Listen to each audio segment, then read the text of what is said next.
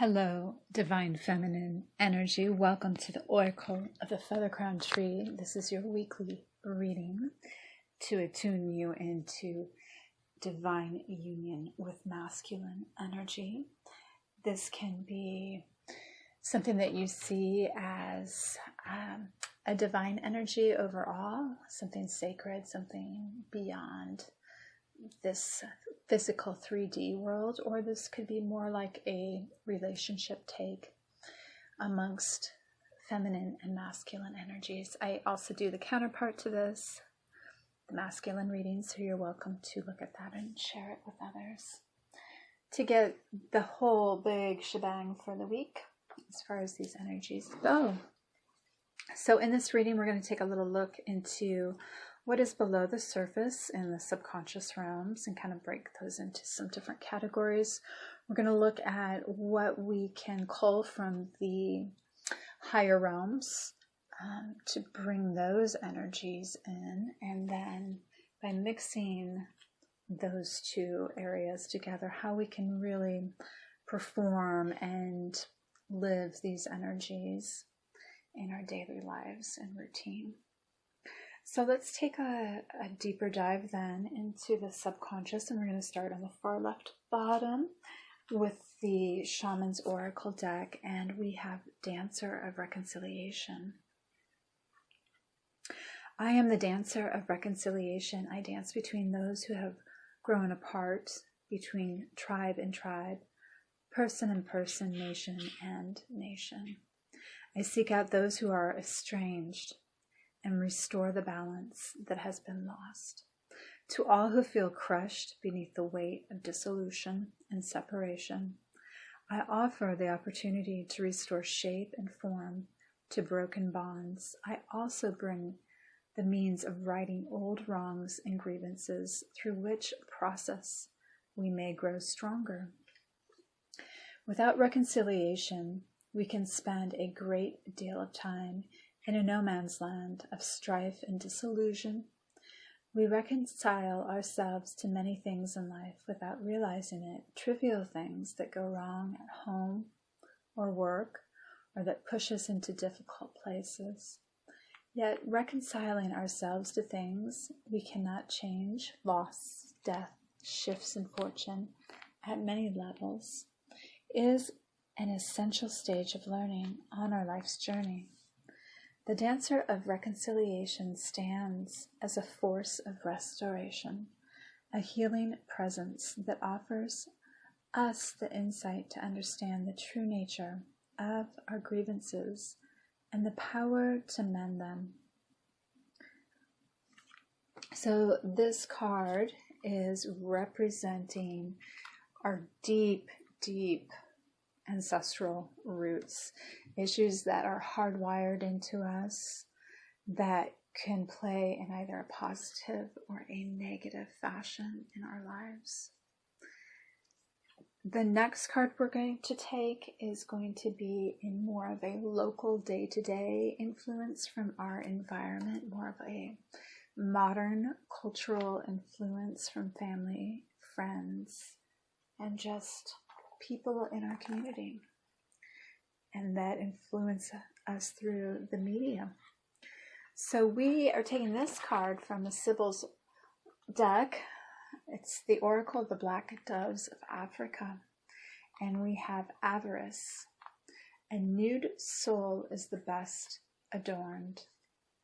The smashed vessel represents haste to acquire something and or greed. If you get this card in a reading, it is a warning that you might be seeking more than what is necessary to be satisfied. You are advised to realign with what is most important to you and make sure your beliefs, ways, and actions reflect that. This card may also be warning you against imposing your principles or standards on someone else.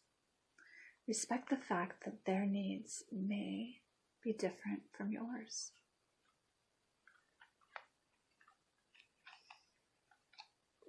And then the next card out is going to be in the position of what's just sort of lingering in the shadow space, because maybe we enjoy that it's secret, or we're shy about letting it come to light. This doesn't necessarily need to come to light, but it's more important that you realize that it's there. And we have acceptance, the evening primrose. By making peace now with what you may find unchangeable, you could find a new way forward. Evening primrose indicates that emotional support is needed and offered. Often when we feel held in this space, we will naturally improve our outlook considerably. Your commitment to a project, idea, or relationship will be required. This energy also aligns with paternal relationships, which may be tested at present. Actually, instead of paternal, it's just parental. This flower helps immensely with family relationships and can send a message that things are improving, but that you also need to set firm boundaries to protect yourself. You could be facing rejection soon and are reminded that it is not you who is being rejected, but rather something that you are doing or connected with. This is the time to work on what you really want to invest your emotions in. An affirmation for this is, I am emotionally courageous and strong. And our last card from this more hidden realm is going to be from the Water Crystal Oracle. And this one is Love for Humanity in the wisdom sector of this deck. Water travels around the world, and we can learn much from it by its ability to flow through every boundary and return to its source. So absolutely beautiful. We have reconciliation, avarice, acceptance, and love for humanity, all in that subconscious realm. Now we're going to make a grand jump and go all the way up to the higher realms and take a more Western approach with a card from the Angel Oracle deck. And we have the Archangel Uriel. Divine light shines from within. I am eternally radiant, loving, and wise. This angel can help us to acknowledge the light within all people, find knowledge to help and to heal, interpret and decode our inner voice. Uriel is the regent of the sun and is the most radiant of the archangels. He is shown with a flame in his open hand. He also rules over thunder and terror. Uriel is sometimes seen with a book at his feet, signifying the herbal he gave to Adam. His main function is to bring us the light of the knowledge of God. And in this spread, I have somewhat of an east-west thing going, so that there's a fair even pairing from these somewhat polarities, like they're completely in what am I looking for? Not that they are polar opposites, but they could be seen as such. So anyway, from the eastern side, we have a card out from the Buddha Wisdom Shakti Power deck. we have a Dakini that is the enlightened sky dancer of the Kundalini. She's a being like a fairy or energy spirit. Some Dakinis are capricious and maybe a little like a witch. But there are two other levels of Dakinis, those that guard the sacred places of India and Tibet, and then the enlightened ones, the sky dancers, the ones who delight and dance in the experience of emptiness. Usually they are helpers that support spiritual practice. This Dakini belongs to this class. She is the most prominent Dakini in Buddhism and is the personification of Kundalini or Prana or Chi energy, all names for the same thing. In human form, she is a beautiful, red, dancing, joyful, and fiercely strong young woman. She stands on a human being, which represents her ability to crush ignorance and delusion through spiritual practice. In her left hand, she holds a skull cup representing the gifts she offers from her heart. In her right hand, she holds up a flaying knife symbolizing her ability to cut through delusion. It flashes as she moves, razor sharp, the flames of awareness surrounding her, making sparks fly off the blade. She has the head of a sow in her hair, and her name means diamond sow. The sow or pig is a Buddhist symbol for delusion. You might think, is that a pig in your hair? Or is this some new English hat style? But yes, it's there. It symbolizes wisdom's conquest over delusion. This happens not through suppressing our human tendencies, but rather taming the delusions of our ego and using that energy, turning it into compassion and bliss.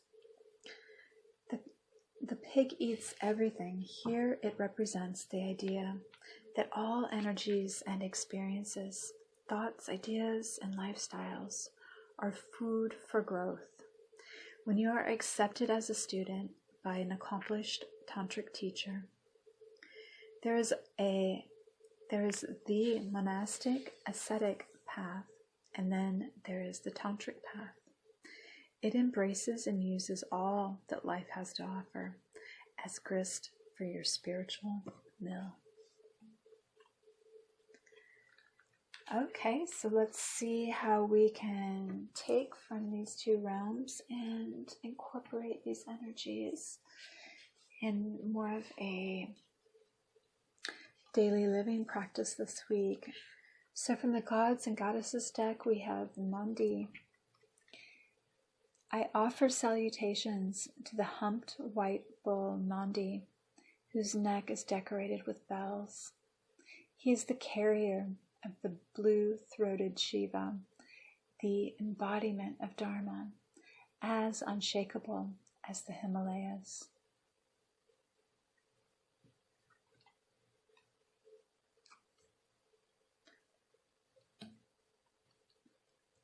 And a card from the Starseed Oracle. So that last energy is really about the actual energy to hold this week. This next card is speaking at the action that we can take using the energy that we are holding and cultivating. So from the Starseed Oracle, we have your life is a canvas. Artist, manifestation, creative accountability. You're the artist of your life, and your life is a canvas. Take responsibility for your ability to create. Earth is known as a planet of manifestation. Your present moment is based on your past thoughts and beliefs. Your current thoughts determine your future. What kind of life do you want to create for the future? What are you being called to create? Reconnect with your manifesting power and align your thoughts, feelings, and actions with the vibration that matches them. It's never too late to start, and no experience is required. All you need is an open heart and mind and consistent daily action. If you're not sure what you'd like to create, start instead with a feeling of deep gratitude for all that's good in your life right now. State out loud what you're most thankful for. Look for the good in your life, and one thing will be certain. You'll find yourself attracting more and more good experiences into your world. This card is inviting you to see your entire life as a canvas, and the picture is completely up to you. Color it with your thoughts and feelings. Create the life that you most long to live. You may also be called to be more creative in your everyday life. What have you been called to create? How can you express yourself more creatively?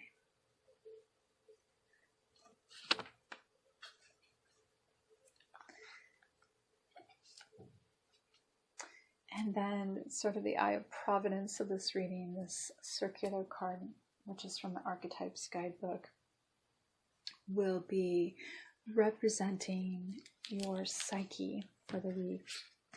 And you have the thread, the path, the vein, the circuit. Life is a tangle. So much happens simultaneously, leaving us grappling for meaning and direction in a network of distractions. When we connect to the energy of the thread, however, we strike the deepest vein in the body. Our whole being responds to its tug. Meaning is pumped through our bloodstream. Our mind and spirits are lifted. We remember who we are and what we came into this world to do. Though this happens on the most profound level, it could be the simplest incident that activates the thread. A song, an image, a conversation heard in passing. No matter how confusing and multi-layered our modern lives become, if we are connected to the thread, we are free. Being tethered to it is the only anchor our heart requires. So when this energy is on this week, it's speaking about the circuit of meaning within chaos.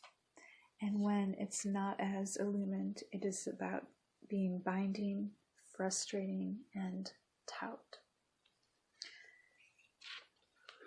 So really looking at our crowning card at the top of this